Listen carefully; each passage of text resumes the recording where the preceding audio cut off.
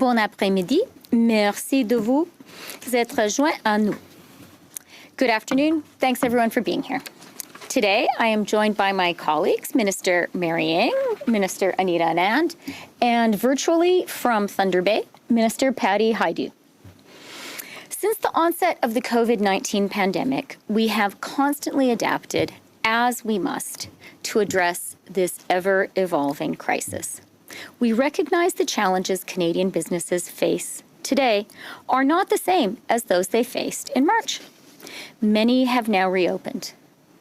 But because they are doing the right thing, and because Canadians are doing the right thing, many businesses, including small businesses, can't operate yet at full capacity. One of our first actions was to introduce the Canada Emergency Business Account, or CEBA. CEBA provides interest-free loans of up to $40,000 to eligible small businesses and not-for-profits to help cover their operating costs, including rent, utilities, insurance, and, crucially, wages. These loans are fully funded by the Government of Canada. More than 200 banks and credit unions across the country are offering them to their customers. If the loan is repaid by December 31st, 2022, 25% of it will be forgiven. That means up to $10,000 in cash for participating small businesses. We introduced this program to help ensure that small businesses facing a sharp decline or collapse in revenue would be able to weather the COVID storm and bounce back afterwards. And I'm happy to report that as of August 27th, more than 730,000 CEBA loans have been approved, amounting to more than $29 billion for eligible businesses. Aujourd'hui, nous annonçons que la date limite pour la soumission des demandes en vertu du programme de CEC sera rapportée au 31 octobre 2020. Cela donne aux entreprises 2 mois supplémentaires pour demander une prête de CEC qui les aidera à traverser cette période difficile et, espérons-le, à en sortir plus forte. Pour faire une demande dans le cadre du compte d'urgence pour les entreprises canadiennes, les entreprises doivent communiquer avec leur institution financière. Les entreprises peuvent également consulter le site web canada.ca pour en savoir plus sur la procédure de demande de prêt. Plus important encore, j'annonce aujourd'hui que nous travaillons avec les institutions financières pour mettre ce programme à la disposition de certaines entreprises qui n'ont pas pu se qualifier jusqu'à présent. Cela comprend plus particulièrement les entreprises qui effectuaient des transactions à partir d'un compte personnel. Je tiens à souligner que les entreprises qui présentent des demandes devront toujours répondre à tous les critères d'admissibilité existants. Plus de détails sur ces changements seront publiés prochainement, y compris un nouveau processus pour l'ouverture d'un compte d'entreprise par lequel les entreprises admissibles pourront faire une demande. Nous faisons avancer les choses aussi rapidement que possible avec les institutions financières. Nous avons écouté les petites entreprises et nous agissons en conséquence. Today, we are announcing that the CEBA application deadline will be extended to October 31st, 2020. This gives businesses 2 extra months to apply for a CEBA loan to help them get through this difficult time and ultimately to emerge stronger.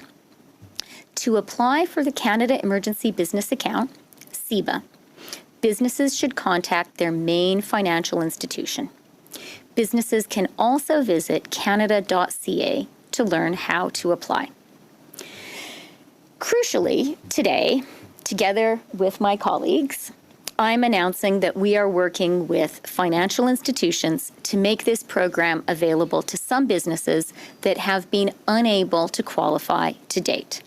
This specifically includes businesses that have been operating using a personal account. I want to stress that applying businesses will still need to meet all the existing eligibility criteria. More details on these changes will be released very soon, including a new business account opening process through which qualifying businesses will be able to apply for CEBA. We are moving as expeditiously as possible with financial institutions. We've listened to small businesses, we have heard what you need, and we're acting. I'm also announcing today that we are extending the Business Credit Availability Program to June 2021. BCAP offers loans and guarantees to ensure businesses get the credit they need to keep operating and, importantly, to keep their employees on the payroll. Export Development Canada and the Business Development Bank of Canada will continue to work with lenders to support access to capital for Canadian businesses in every sector and region of Canada as they gradually and safely get back to work.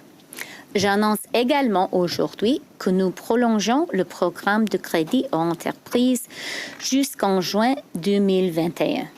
Le PCE offre des prêts et des garanties pour permettre aux entreprises d'obtenir le crédit dont elles ont besoin pour continuer à fonctionner et maintenir leurs employés en poste. Exportation et Développement Canada et la Banque de développement du Canada continueront de collaborer avec les prêteurs pour soutenir l'accès au capital des entreprises canadiennes dans tous les secteurs industriels et dans toutes les régions du Canada, à mesure qu'elles redémarrent leurs activités d'une manière progressive et sécuritaire. Our government stands by and will support Canadian businesses through this difficult time.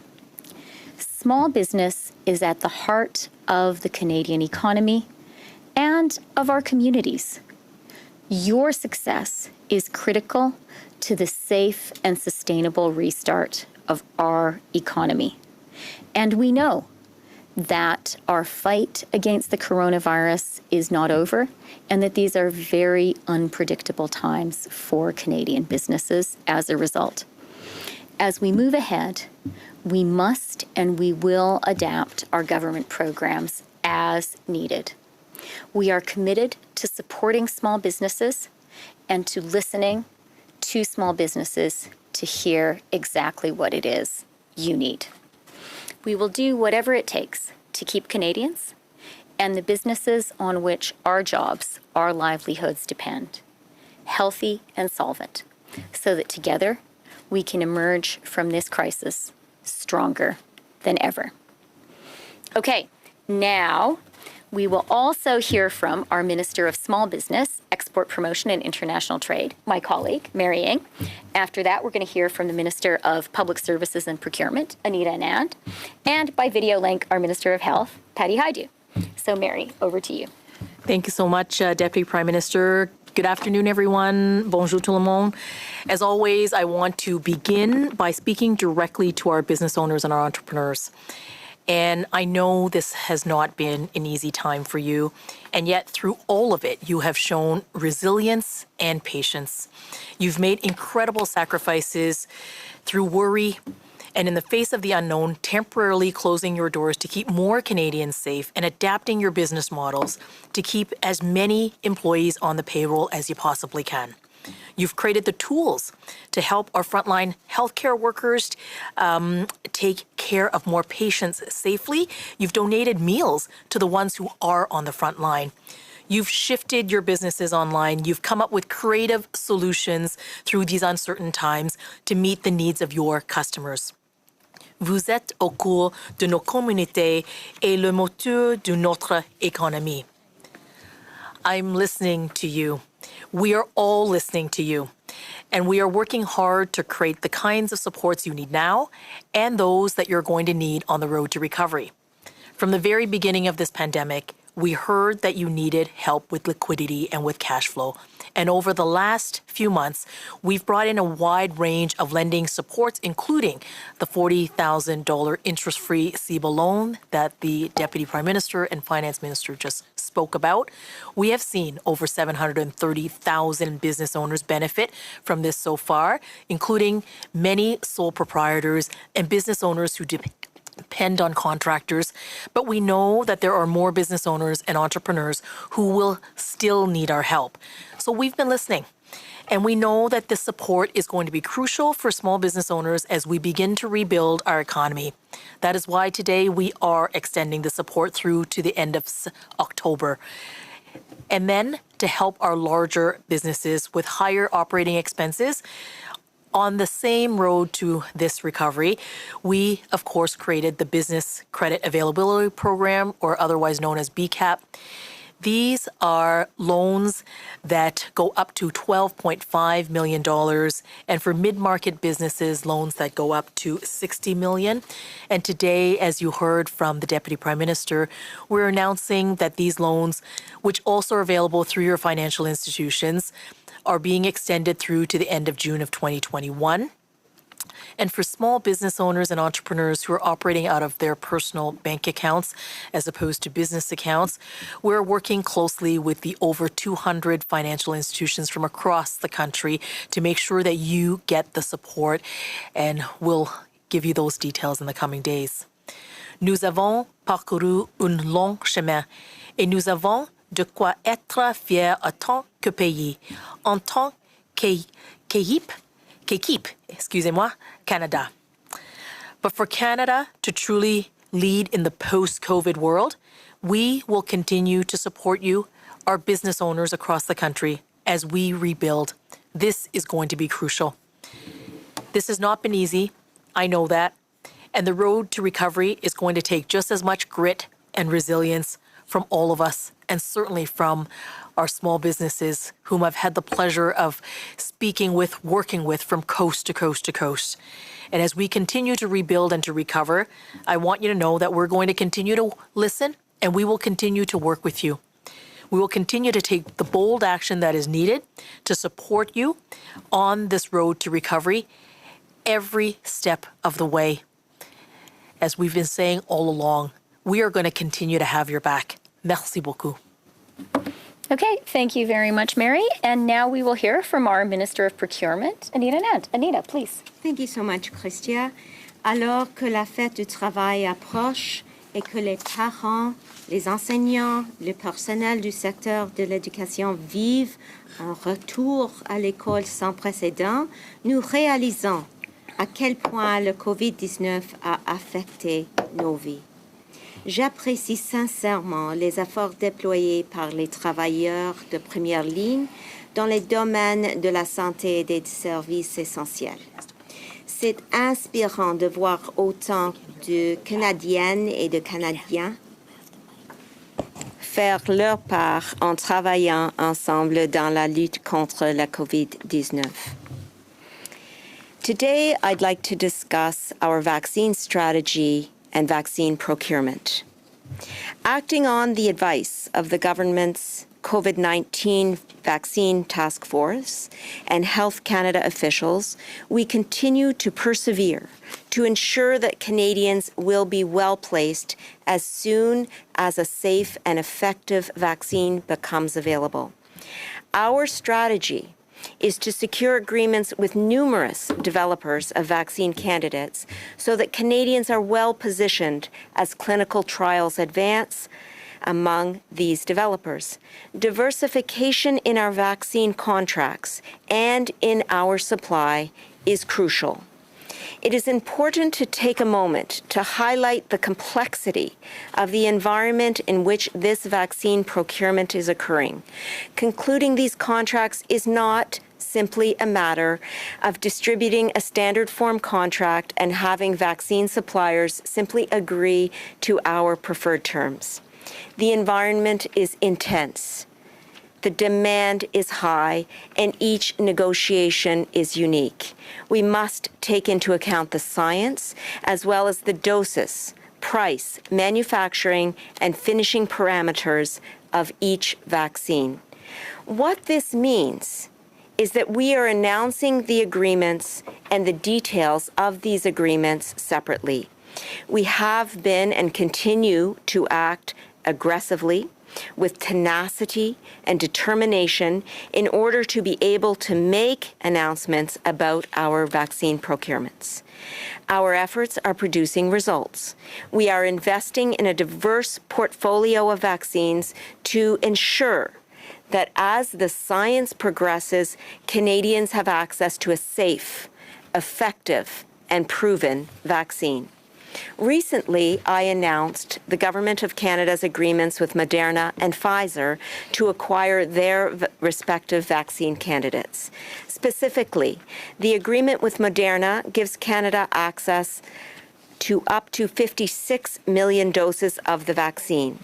And the agreement with Pfizer provides access to a minimum of 20 million doses, and we are in advanced negotiation with Pfizer to add options for more. Today, I am pleased to announce that Canada is adding to its portfolio of potential vaccines through the signing of agreements with Johnson & Johnson and Novavax. The agreement with Johnson & Johnson will provide Canada with up to 38 million doses of its vaccine. The agreement with Novavax adds up to 76 million doses. Aujourd'hui, j'annonce que le Canada fait un ajout à sa gamme de vaccins potentiels grâce à la signature d'entente avec les compagnies Johnson & Johnson et Novavax. L'entente conclue avec Johnson & Johnson nous donnera accès à un nombre de doses pouvant aller jusqu'à 38 millions. L'entente conclue avec Novavax nous procure 76 millions de doses supplémentaires. Notez bien, all vaccine candidates must undergo successful clinical trials and receive Health Canada authorization prior to being distributed to Canadians. We now have access to 4 potential vaccines and have secured a guaranteed minimum of 88 million doses, with options for an additional 102 million doses at Canada's discretion for a total of 190 million doses. Canada is actively pursuing additional vaccine candidates, and I will be back to you and to all Canadians with more details on these additional contracts in the coming weeks. Our government has remained proactive so that we are prepared to protect Canadians who choose to be vaccinated. Now, in addition to the vaccine candidates themselves, we are also procuring supplies that will be needed in the manufacturing and packaging stages of vaccine production in Canada. This includes the materials needed to support safe and effective immunization, such as syringes, needles, and alcohol swabs. Also, today, I am pleased to announce that we have procured 3 fill and finish vaccine systems from VanRx based in Burnaby, British Columbia. These systems are the last portion of a vaccine production line which allows vials to be filled and finished without human intervention, thus allowing a rapid rollout of vaccines while minimizing waste. In short, when a vaccine is ready, Canada will be ready. Bien entendu, cela ne constitue pas la fin de notre travail au-delà du développement continu, des essais ainsi que de la fabrication et de la distribution de millions de doses à travers le pays. Ces vaccins devront également recevoir l'approbation réglementaire de la part de Santé Canada. Ces étapes prendront du temps, mais elles veilleront à ce qu'un vaccin sécurité et efficace soit accessible à toute la population canadienne. In closing, today's announcement about additional vaccine procurements is yet another critical step in Canada's response to the COVID-19 pandemic, placing Canadians at the front of the line for a vaccine. Les Canadiennes et les Canadiens peuvent être assurés que nous continuerons de faire tout notre possible pour les garder en santé et en sécurité. Je continuerai de vous garder au courant de nos progrès à mesure que nous allons de l'avant. Nous devons, pour le bénéfice de toutes les Canadiennes et Canadiens, explorer toutes les possibilités pour les vaccins et c'est exactement ce que nous continuerons de faire. We owe it to Canadians to explore every option for vaccines, and that is exactly what we will continue to do. I will now turn to my colleague, Minister Hajdu, who will tell you more about the way forward. Merci beaucoup, Megwetch. Thank you. Take it away, Patty. Thank you very much, colleagues, and Minister Anand, Deputy Prime Minister. Well, listen, with the progress that we're making on procurement, which I am so grateful to my colleagues for their hard work, today I'd like to speak about the importance of vaccination. We know that vaccination is the most effective way to prevent the spread of infectious diseases, whether it's childhood illnesses, seasonal flu, or a new virus like COVID-19. And despite vaccines saving lives worldwide, we also know that some people worry about the safety and effectiveness of vaccines, especially when it comes to new vaccines. So I want to be very clear. Health Canada will not authorize a vaccine unless scientific evidence demonstrates that it is safe and effective. Before any vaccine is authorized for use in Canada, it is subject to thorough assessment by Health Canada, and this will not change for COVID-19 vaccines. Now, typically, vaccine development takes several years because of the complexity and the significant investments that are required, both from a financial perspective, but also from a time perspective. However, in the response to COVID-19, we're seeing global vaccine candidates being developed at an unprecedented speed. And significant resources and investments have been made globally to mobilize key resources and respond to the urgent need that we see worldwide. But even in this accelerated environment, Health Canada officials are working around the clock to ensure Canada is well prepared once a safe and effective vaccine becomes available. Our team is working incredibly hard to make sure that all potential vaccines or treatments for COVID-19 will be safe and effective before they become available in Canada. So I'm going to conclude today by repeating just how important it is for all of us to do our part while others are working on potential COVID-19 vaccines. You can play a role by keeping your vaccines up to date, making sure that you get the seasonal flu shot when it becomes available later this fall. Vaccines don't only protect you and your family, but they also protect people around us that might be vulnerable. And these collective actions are key to protecting the health of our communities and our families and reducing the burden on our healthcare system.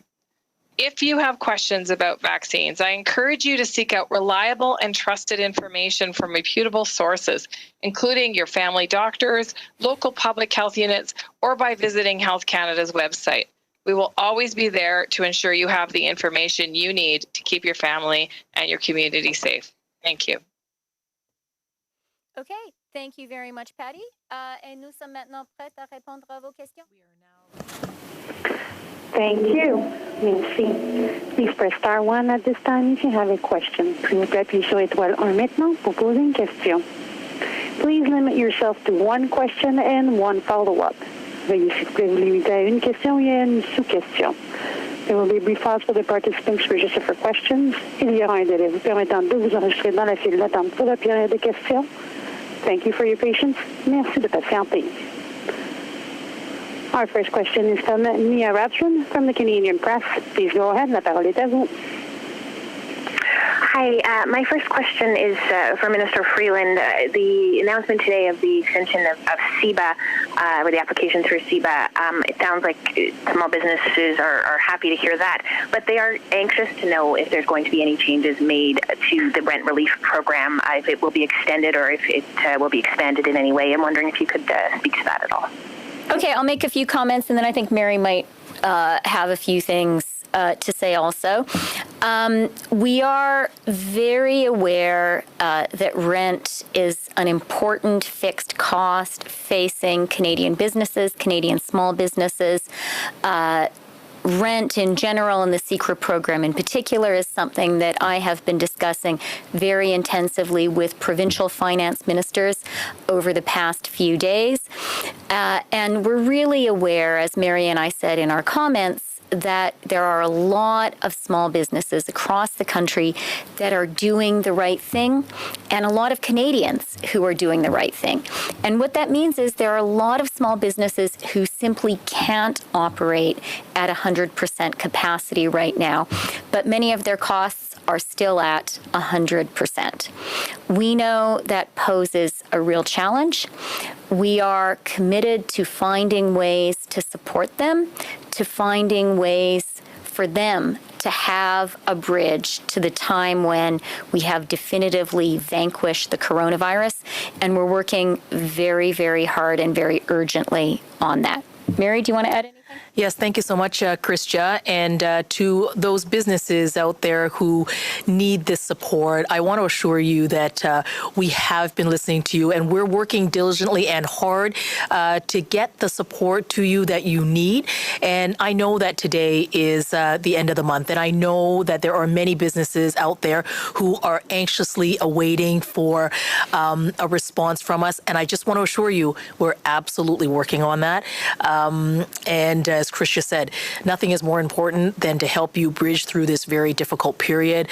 We have done that. What you've seen the government do is adapt, and to adapt by listening to what businesses have been telling us. And on this program, absolutely, we have heard from our businesses and from our entrepreneurs, and know that we are well working on a solution.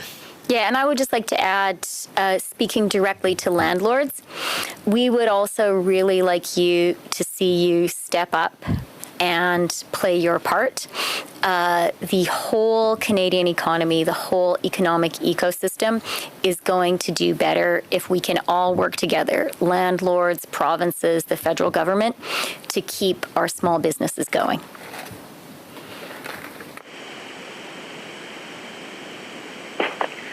And my second question, I think, is for Minister Hajdu. You talked about the need to convince Canadians of the safety of vaccines. I'm wondering when your government will be making a decision about the vaccine being mandatory, and what factors are going into that decision? Well, let's be clear. No vaccines are mandatory, federally mandated to be used in Canada, and COVID-19 vaccine would be no different. In fact, there are some rules around, for example, school admissions provincially for children to be vaccinated for common childhood diseases. There are always exceptions to those rules, which are carefully managed by each jurisdiction. We believe that people have a choice in Canada about whether or not to be vaccinated, but we also believe that we have an important responsibility as Canadians to take vaccinations to protect our communities. And we also know that there are circumstances where people cannot receive vaccines because of a variety of underlying health conditions, for example, or other circumstances. So our job at the federal government is to make sure through the collaborative work of all ministers that we have access to effective vaccines, and that we continually work with Canadians to ensure that they feel comfortable and safe receiving those vaccines. Thank you. Merci. Our next question is from Hélène Bigetti from Le Devoir. Please go ahead. La parole est à vous. Oui, bonjour. Ma question est pour la ministre Anand. Vous m'excuserez si ce sont des questions évidentes, mais je ne couvre pas ça souvent. Donc, c'est concernant votre entente signée aujourd'hui là, sur les vaccins. Je voulais savoir, faut-il que le gouvernement paye pour bloquer ou comme ça réserver des vaccins auprès d'une compagnie? Vous dites aussi que vous signez des ententes avec plusieurs compagnies pour s'assurer que l'une d'entre elles arrive avec le vaccin. Mais si c'est la compagnie 1, par exemple, qui développe, qu'arrive-t-il avec nos contrats avec les compagnies 2, 3 et 4? Merci. Merci beaucoup pour la question. Je voudrais commencer avec notre stratégie.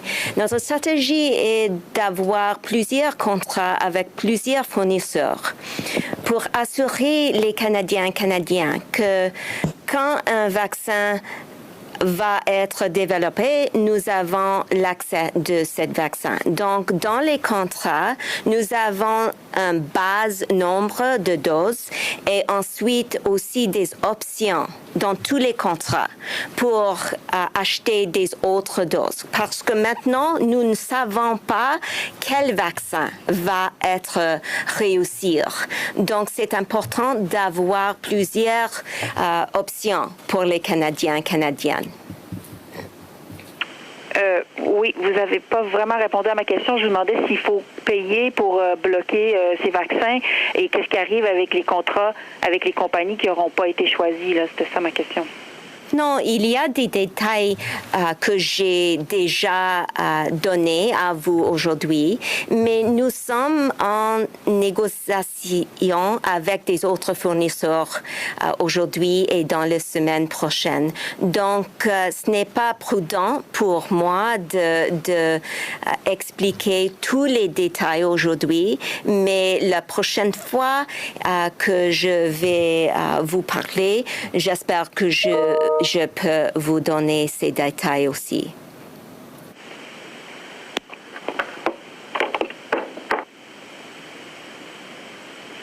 Thank you. Merci. Our next question is from Wendy Leon with the Globe and Mail. Please go ahead. La parole est à vous.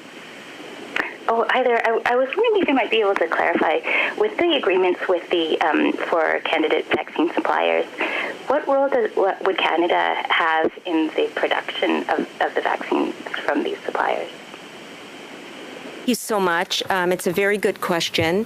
Of course, the procurement of a vaccine involves the production and the distribution as well of a vaccine. And in our negotiations, as I mentioned, with several suppliers, the production aspect of the vaccine does take place in countries outside of Canada of the vaccines that I have mentioned so far.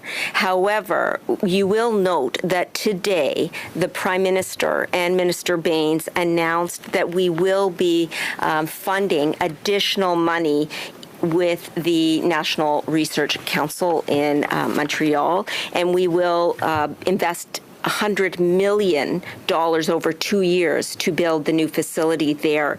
So the government is taking production in Canada very seriously, as this announcement made today indicates. And in addition, you will note also that we have contributed $600 million plus to furthering research in Canada. And so it's very important to remember that the Canadian angle of vaccine production and procurement has not left our minds, that we need to make sure, just as we did with PPE, that there is a Canadian answer here. And so we are pursuing numerous procurement strategies with numerous suppliers at the same time to make sure that Canadians are well placed when a vaccine is found.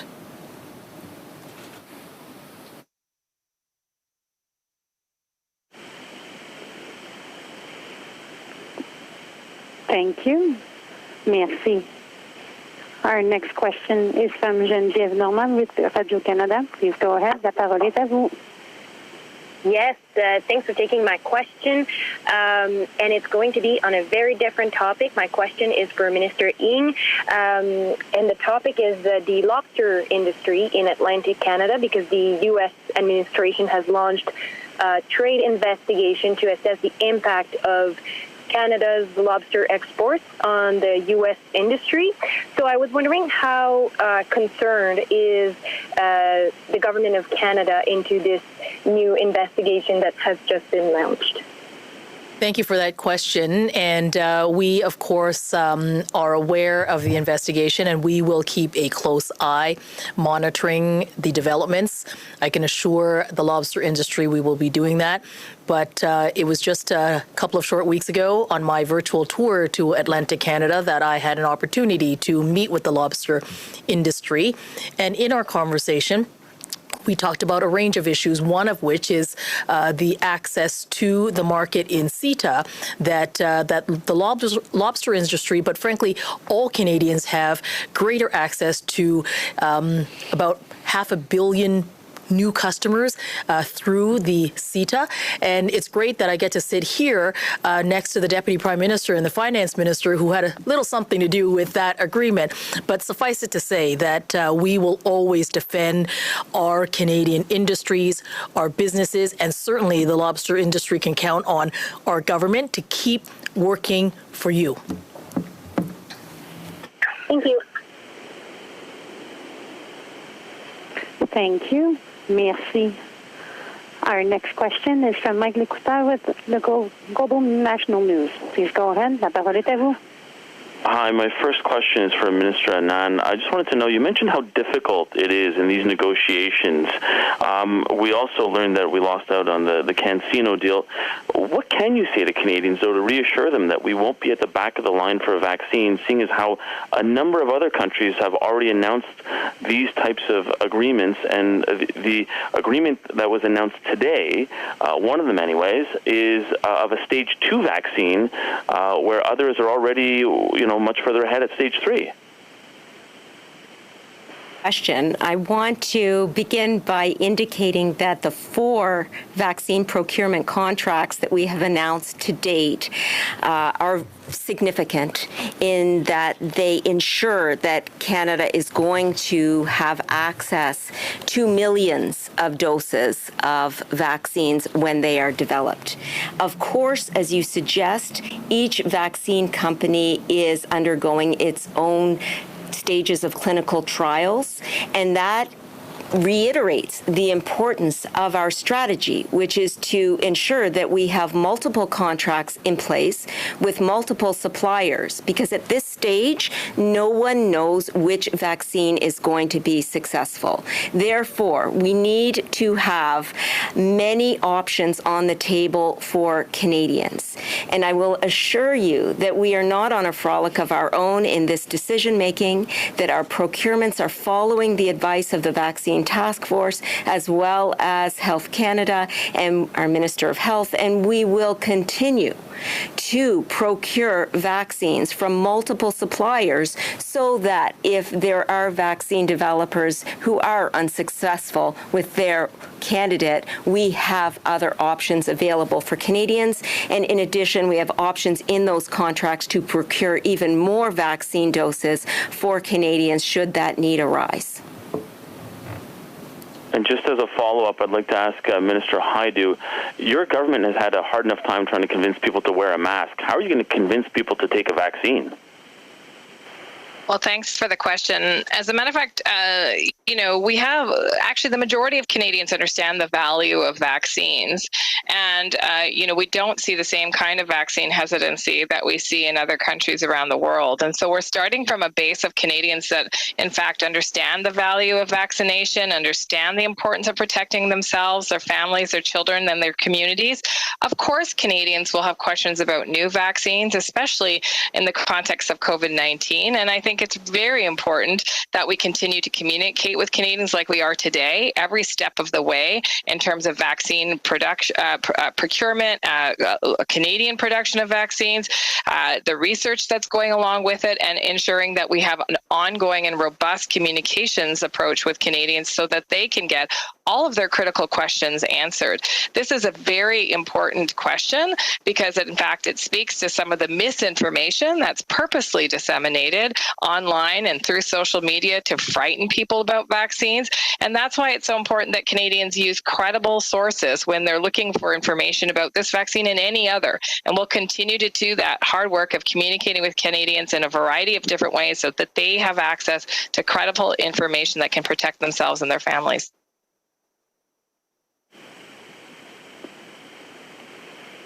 Thank you. Merci. Our next question is from Jacques Galland with the Toronto Star. Please go ahead. La parole est à vous. Hi, my questions are for Minister Freeland, and the first one is this the end of CERCRA, or does the government intend to still renew it at a later date, extend it at a later date? So as I said when Mia asked about it, we are very aware that rent is an important fixed cost that many Canadian small businesses are facing. I have been talking just over the past few days with many of the finance ministers of the provinces and territories about ways that we can support Canadian small business, including when it comes to covering their fixed costs, of which rent is a very, very big share. We're working on it, and we're going to have more to say about it very soon. Mary, do you want to add anything? Not very much other than what we said a little earlier, which is we continue to work with businesses in this country, and you've got our commitment to doing that.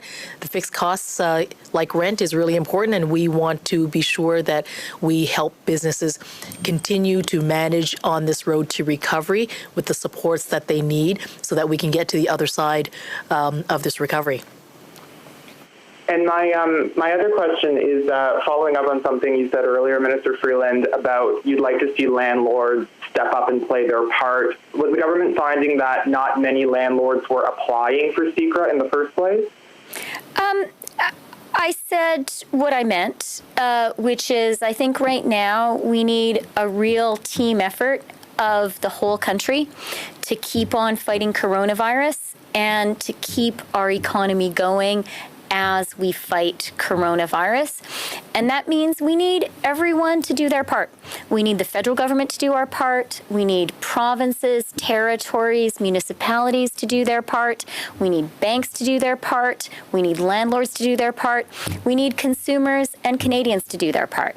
And, you know, by and large, I think as a country, we have done really, really well. We have done a good job of taking care of ourselves and each other.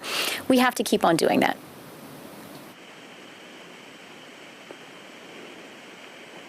Thank you. Merci. Our next question is from Tom Perry with CBC News. Please go ahead. Hi, my first question is for Minister Anand. Minister, can you just explain, you were talking about Canada being at the front of the line when a vaccine is developed. Can you just explain how does that work? I mean, once a vaccine is developed, who decides who gets it first? And I guess, is Canada at the front of the line, the middle of the line? Where do we stand? The important point to remember is that the mere existence of these contractual arrangements places Canada well ahead of most countries. That's the first point. The second point is within the contracts that we are negotiating, we have built-in delivery dates as early as first quarter of 2021. In some cases. And I will say that those delivery dates, of course, are contingent on the big if, which is that we need to make sure that the vaccine is ultimately successful. But we are being very aggressive in our negotiations regarding delivery dates, regarding making sure that Canadians have those vaccines when they are discovered. We are putting in place fill and finish and other production processes to make sure that once the vaccine is developed, Canadians will have access to it. And so, in other words, we're doing every single thing that we can do from procurement to production to make sure that at the moment the vaccine is discovered, Canadians have access to it. And Minister Hajdu, if I could ask you, you're talking about trying to persuade Canadians, convince them that this vaccine is safe. Is there, I guess, a level of uptake? How many people have to agree to take the vaccine before it becomes effective in bringing the pandemic under control?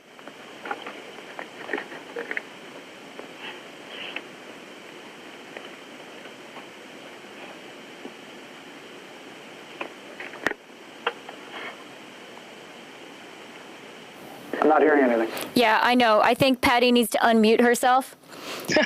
There you go. I'm famous for this. Thank you. Thanks for the reminder.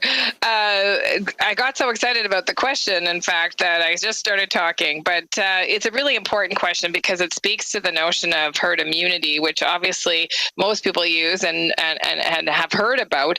But ultimately, at the end of the day, the more Canadians that are vaccinated, the better vulnerable people are protected. Because, in fact, that's the premise of herd immunity, is that those that can become vaccinated so that we can actually protect vulnerable people with, for example, immune systems that are compromised, newborns that may not be able to receive the vaccination, children that have underlying health conditions that are unable to be vaccinated, and the list goes on. So, what we're looking for is a safe and effective vaccine that can be rolled out in an ethical way. We're very grateful for the work of NACI, who will, a Canadian organization that will help us prioritize how to vaccinate and who to vaccinate. But ultimately, the more people that become vaccinated, the safer all of us are.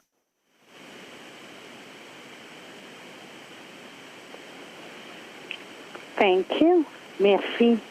Our next question is from Tom Blackwell with the National Post. Please go ahead. La parole est à vous. Thank you very much. This is a question for Minister Anand, and it's sort of a follow-up to the last one. It seems like of the agreements that you've made with various pharmaceutical companies, the vaccine candidates made by Pfizer, Moderna, and Johnson & Johnson would be sort of at the most advanced stage in terms of the trial process. With those vaccine candidates, several other countries have already made similar deals. Are we going to have to wait until they have received their vaccine? And if so, I know you talked about delivery dates as early as the first quarter. Can you be more specific about, sort of best case scenario when we might start receiving doses of vaccines from those companies, I guess?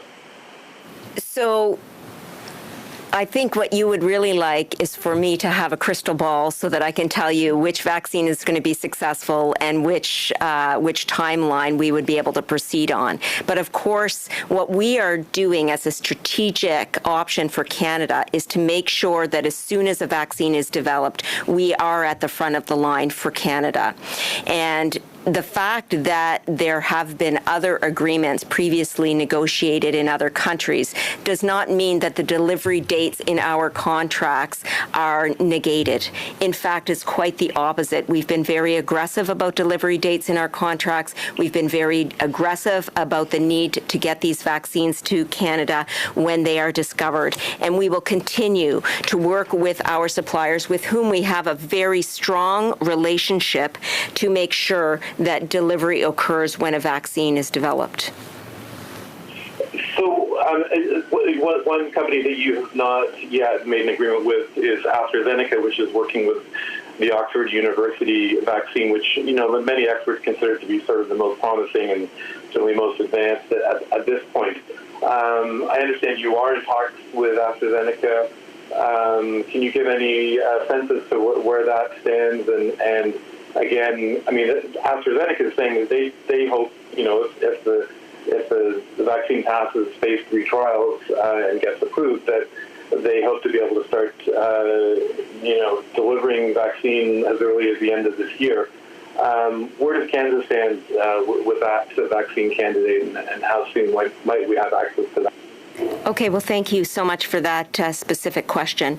I will say that on a general level, we are continuing negotiations with a number of additional leading vaccine developers to ensure that Canadians have access to a safe and effective and proven vaccine candidate, and that no vaccine will be made available until Health Canada approval has occurred. In terms of AstraZeneca, I spoke with them on Friday morning, just that recently, and have been speaking with them regularly. We are in the final stages of our negotiations with that company, and we hope to have more to say in the future. I will say that it's very important, though, to remember that there is no silver bullet to a vaccine candidate. We must make sure to procure from multiple suppliers to ensure that Canadians have access to the ultimate successful vaccine candidate. Thank you. Merci. There are no further questions registered at this time. Nous n'avons plus de questions pour le moment. This concludes today's conference. Please disconnect your lines at this time, and we thank you for your participation. La conférence est maintenant terminée. Veuillez s'il vous plaît raccrocher votre ligne et merci à tous les participants qui se sont joints. OK, oui, merci tout le monde. Merci pour les questions. Thanks, Patty. Nice to see you, albeit on the screen. Merci beaucoup. Merci.